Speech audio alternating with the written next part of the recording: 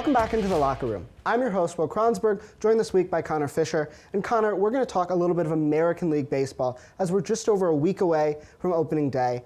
And we had that 60-game season last year, moving back to a full 162 games. What are you most excited to see in another full season of baseball in 2021? I just think a full summer of baseball. Nothing beats that summer baseball feeling. And I think it's really good for the league to get back to that full season after, coronavirus and that shortened season. I just think it's best for everyone to get back into the swing of things. I agree, but I have some outstanding questions. Going from 60 to 162, what are we going to see from guys like Gleyber Torres, Yoan Moncada, or people who had a lot of injuries last year or even opted out? It's just, how are you going to stretch back out from 60 to 162? Well, I think that it's just going to have to come down to how well they're conditioned and how well they're prepared and how willing they are to really work their bodies to a more of a difficult degree than it was last season. And I think if they're willing to, they'll have big bounce backs. I love to hear it, but which teams will bounce back the best, or which teams will we see actually be a contender in the American League? Do you like the Angels? Do you like a pick like the Yankees, who have been strong for a whole decade, really for all of the decades? Who are your favorites in the American League? It's strange to say it because I feel like they're always there, but I really like the Athletics. I think that, they're a bunch of average players. They don't have a lot of big names, but they always seem to be in competition for a deep playoff spot. Like maybe I think this year the Astros are going to be weaker, so I think there's a chance they might clinch that division. I think the Athletics are a team that has continually just kind of been there. You look back at Moneyball all the way at the beginning of the millennium, a team that didn't have all those big names, but just continued to make themselves relevant. And I think the AL West is going to be super competitive. The Astros have taken a step back. We see a team like the Angels just on the cusp of contention. They've had Mike Trout for almost a decade and haven't done much with him. I'm excited to see if they can maximize on that potential with a couple more young stars. Looking over at the American League Central, I think the White Sox have made a strong push, but the Indians are always still there. Who do you like in the Central? I think I really like the White Sox. The Indians did just lose Francisco Lindor. To be fair, he wasn't that good last season, so it's not like it's going to hurt them as much as if he had left 2 or 3 seasons ago. But I think the White Sox, they're one of my dark horses to go deep in the AL playoffs this year. I think they've got a lot of talent that I think this year is really going to break through.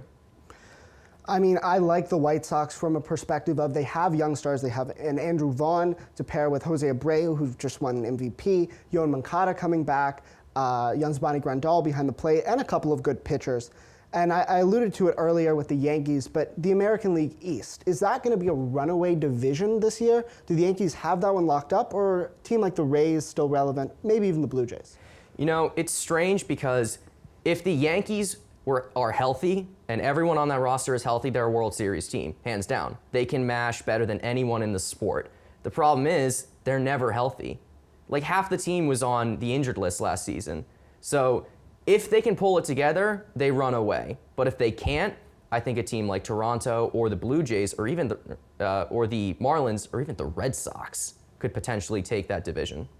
I think the Yankees are always relevant. You can always say if this person hadn't gotten injured, they would have been in the World Series. But you can never count on that with the Yankees. Giancarlo Stanton has barely played 40 games over the last 2 years. And Gleyber Torres is still trying to find his sort of role at shortstop. A guy like Gary Sanchez, not great behind the plate last year and barely even played in the playoffs. I really think the Yankees can make a run, but it's more of a question of will they make a run or will they stay healthy? Yeah, I think that's a really excellent point. It's always will they, it's never they will. That's been a motto for the Yankees over the past 5 to 10 years. Well, I think that leads into looking at the playoff picture. I do have the Yankees going to the playoffs and the White Sox. I have the Astros staying in the AL West, maybe just for this last year. But tell me about some of your wild card teams or teams you think will sneak into the playoffs. Well, I think a team that could sneak in, could be the Angels if they pull together good pitching. If Shohei Ohtani can pitch and hit at high levels, then I think they've got a nice little nucleus there around Mike Trout. And I'm never going to bet against Mike Trout. He's probably the best player of the last 25 years. I think that if the Indians don't win the division, they're in as a wild card. I think they're too good to not be.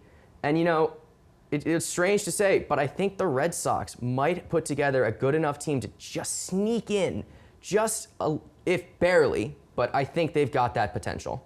I mean, the Red Sox didn't look good last year. I think they're a team that is certainly on track for a bounce back. We're not accustomed to the Red Sox being that bad. But a team you mentioned there was the Los Angeles Angels, and I think somebody who's really going to help them out is Joe Adell. We've heard about him as a top prospect, a breakout player for the last couple years. Didn't do so well in MLB competition last year, but I think he's one of those breakout stars that we could see in 2021. How do you feel about Adell and maybe some other breakout stars? Well, I think that sometimes the adjustment to the league is a little strange for some players, so I think that if you give them a little time, I think they can really break out. A guy like Adell, I like him. I think he can really contribute to this Angels team, and I think if he hits big this year, then the Angels are going to be pretty good. You pair him with Mike Trout in that outfield, and the Angels have to be strong. Anthony Rendon over at third base. I like the Angels, especially in a weaker AL West. Now, one other breakout star I want to talk about is Nate Pearson, a name that may not sound familiar to many, but he's probably going to be that second or third best starting pitcher for the Blue Jays. And I think the Blue Jays have a chance to make a run in the AL East. Not surpass the Yankees, but maybe make a wild card run or something like that.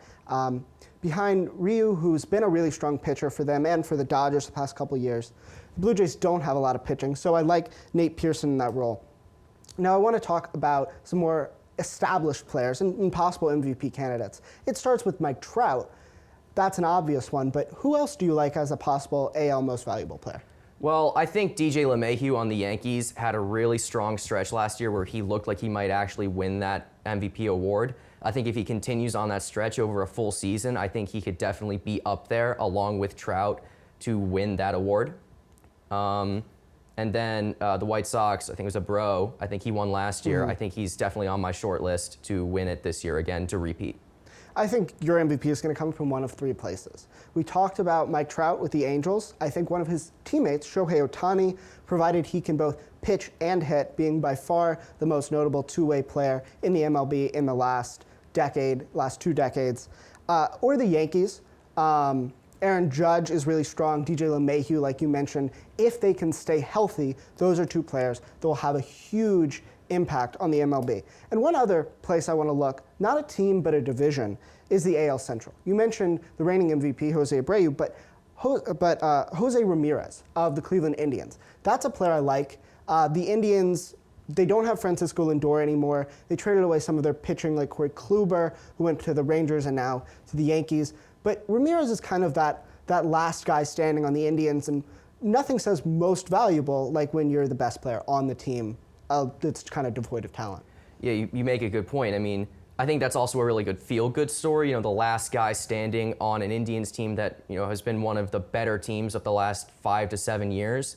So if he has a really good season, I see how he could, you know, sneak up on those lists just because of that, you know, feel-good kind of story. Absolutely. I look forward to seeing what the Indians, the Yankees, and the rest of the American League can accomplish. For Connor Fischer, I'm Will Kronsberg. Thank you so much for watching.